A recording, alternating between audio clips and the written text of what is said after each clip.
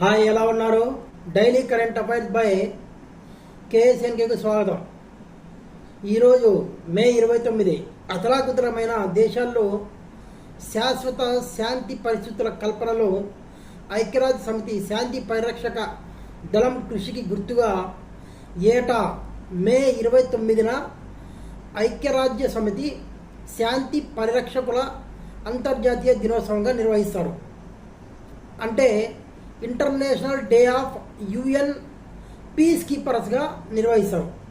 యుద్ధ వాతావరణం ఉన్న ప్రాంతాల్లో శాంతిని నెలకొల్పడానికి, కొనసాగించడానికి ఐరాస శాంతి పరిరక్షకులు చేసే అవిశ్రాంత కృషిని గుర్తించడంతో పాటు వారికి మద్దతు తెలపడం ఈరోజు ముఖ్య ఉద్దేశం.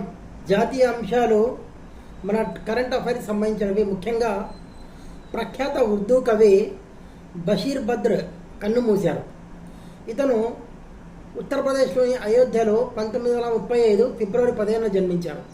ద్విపదలతో ప్రసిద్ధి చెందిన బషీర్ బద్ర్ 1972లో భారత్ పాకిస్తాన్ మధ్య సిమ్లా ఒప్పందం కుదిరింది. ఆ సమయంలో బషీర్ బద్ర్ రాసిన దుష్మనీ జమ్కర్ కరో లేకిన్ ఏక్ గుంజాయిష్ రహే జబ్ కభీ హమ్ దోస్త్ హో జాయే తో షర్మిందా నా హో అనే ద్విపద చాలా ప్రఖ్యాతి చెందింది. 2018లో లోక్సభలో జరిగిన చర్చలో కాంగ్రెస్ నేత మల్లికార్జున ఖర్గే ద్విపదను ప్రత్యేకంగా ప్రస్తావించారు. ప్రధాని నరేంద్ర మోదీ స్పందిస్తూ బషీర్ బద్ర్ రాసిన మరో ద్విపద జీ బహుత్ చాతా హై సచ్ బోలే క్యా కరే హౌస్లా నహీ హోతాను చదివి వినిపించారు. బద్ర్ కవితలు, గజల్స్, ద్విపదలు ప్రజల జీవితాల్లో భాగమయ్యాయి. వాటిని ప్రధాని నరేంద్ర మోడీ తరచుగా ప్రస్తావిస్తూ ఉంటారు. క్రీడా విషయాలకు వస్తే మనకు పనికొచ్చేవి క్వార్టర్స్లో సింధు మరియు లక్ష్య సింగపూర్ ఓపెన్ సూపర్ 750 బ్యాడ్మింటన్ టోర్నమెంట్లో భారత స్టార్ షట్టర్లు పివి సింధు, లక్ష్య సేన్ క్వార్టర్ ఫైనల్లోకి దూసుకెళ్లారు. గురువారం మహిళల సింగిల్స్ ప్రీ క్వార్టర్స్లో సింధు రికో గంజీని ఓడించింది. ఈ మ్యాచ్లో సింధు దూకుడు ముందు రికో నిలవలేకపోయింది. తొలి గేమ్ను తేలిగ్గా గెలుచుకున్న భారత అమ్మాయి రెండవ గేమ్లోనూ తిరుగులేని ఆధిక్యంలో నిలిచింది.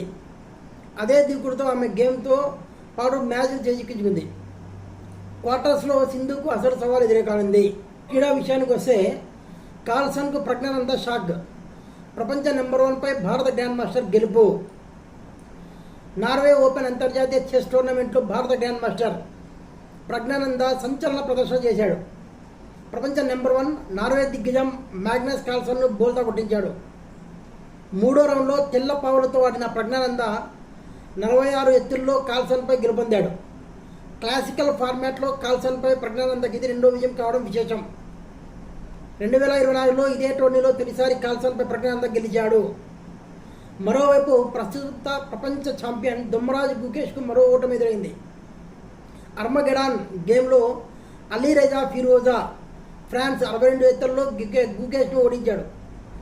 వీరిద్దరి మధ్య రెగ్యులర్ క్లాసికల్ గేమ్ 31 ఎత్తుల్లో డ్రా అయింది. దాంతో టోర్నీ నిబంధనల ప్రకారం విజేతను నిర్ణయించేందుకు ఆర్మాగెడాన్ గేమ్ను నిర్వహించారు.